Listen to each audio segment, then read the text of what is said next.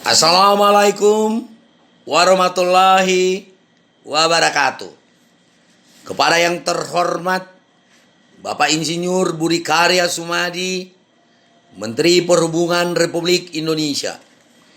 Dengan hormat, teriring doa serta salam, semoga Bapak Menteri serta keluarga besar Kementerian Perhubungan dalam keadaan sehat walafiat. Oleh karena kecintaan saya kepada Kementerian Perhubungan, kembali saya, Tiop Gomos Dongoran, pensiunan pegawai negeri sipil dari Direktorat Jenderal Perhubungan Laut Kementerian Perhubungan, untuk yang ketiga kalinya, izinkan saya mengirimkan surat terbuka ini kepada Bapak Menteri. Sudah hampir 6 tahun lamanya Bapak diangkat dan menjabat sebagai Menteri Perhubungan, terhitung bulan Juli tahun 2016. Akan tetapi kinerja Kementerian Perhubungan di bawah kepemimpinan Bapak bukannya semakin baik, tetapi semakin terpuruk karena sumber daya manusia tidak Bapak tempatkan lagi sebagai inti daripada manajemen.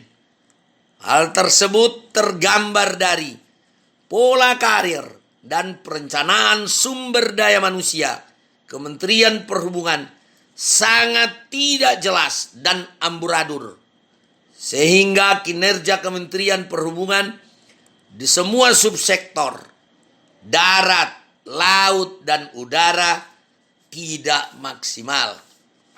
Bapak Menteri Perhubungan yang saya hormati, sebagaimana kita ketahui bahwa Kementerian Perhubungan adalah kementerian yang menyelenggarakan tugas dan fungsi yang sangat teknis. Hal itu jelas diatur dalam Peraturan Presiden Republik Indonesia Nomor 40 Tahun 2015 tentang Kementerian Perhubungan, antara lain perumusan dan penetapan serta pelaksanaan kebijakan di bidang penyelenggaraan pelayanan, keselamatan, dan keamanan transportasi, serta peningkatan aksesibilitas, konektivitas, dan kapasitas sarana dan prasarana transportasi. Untuk itu diperlukan sumber daya manusia yang betul-betul mumpuni dan ahli di bidangnya. Semua tugas dan fungsi tersebut tentunya berbicara tentang transportasi darat, laut, dan udara yang sangat erat kaitannya dengan keselamatan jiwa manusia.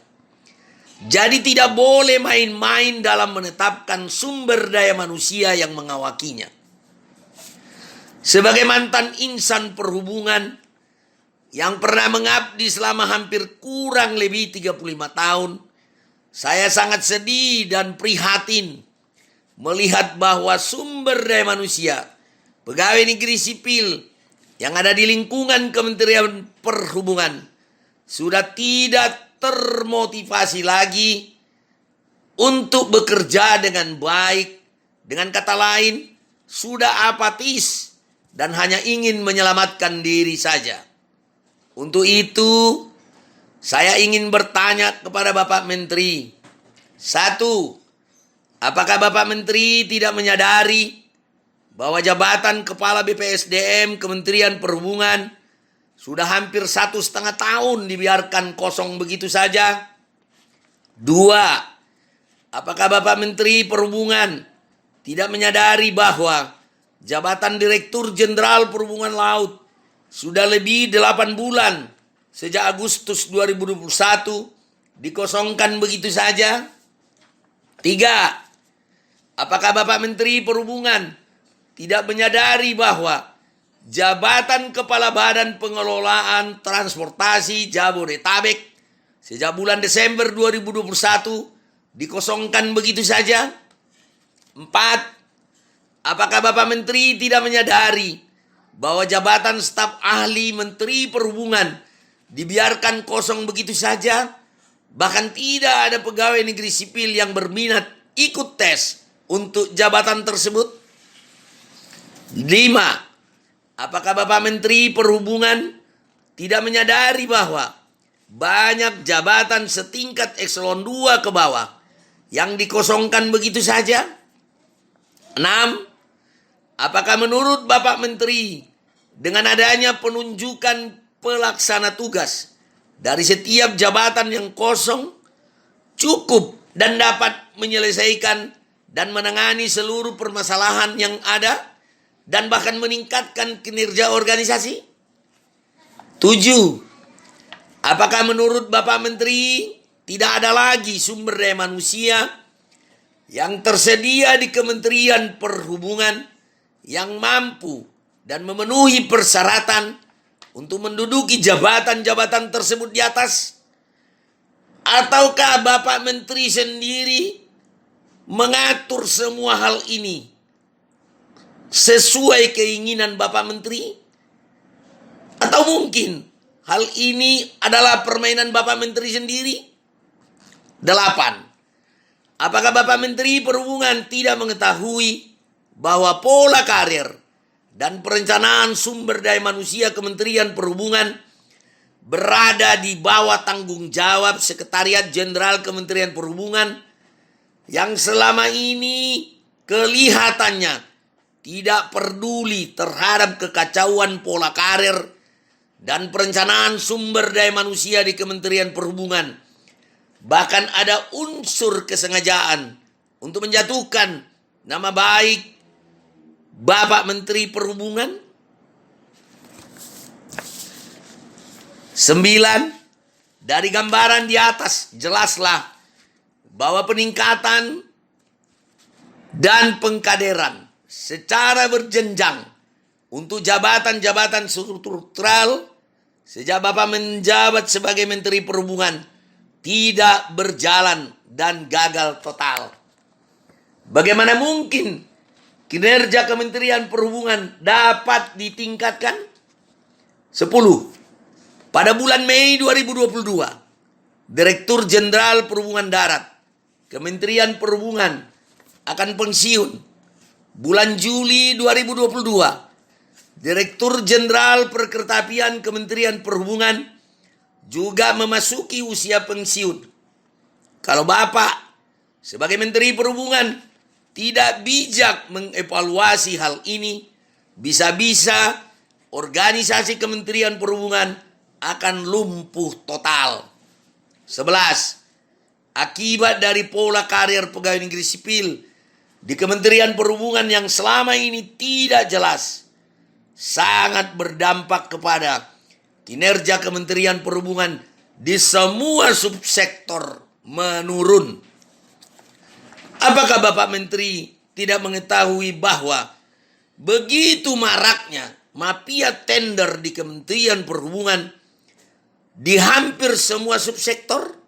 Hal ini bisa kita lihat dan kita perhatikan dari wawancara Ade Armando di channel YouTube Cokro TV dengan Saudara Rapen Sinaga, advokat terbaik E-Court Mahkamah Agung tahun 2021, perihal membongkar mafia tender di Kementerian Perhubungan Republik Indonesia. Apakah Bapak Menteri tidak mengetahui siapa yang harus bertanggung jawab terhadap rekayasa-rekayasa yang terjadi dalam pelaksanaan tender proyek-proyek di Kementerian Perhubungan sebagaimana yang disampaikan oleh Saudara Rapen Sinaga di channel YouTube Cokro TV tersebut?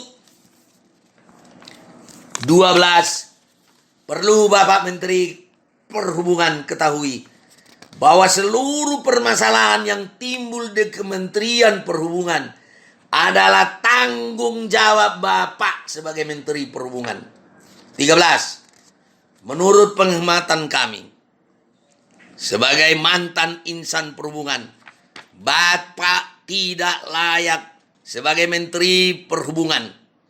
dan tidak ada satupun Menteri Perhubungan selama ini yang begitu saja mengosongkan jabatan-jabatan strategis.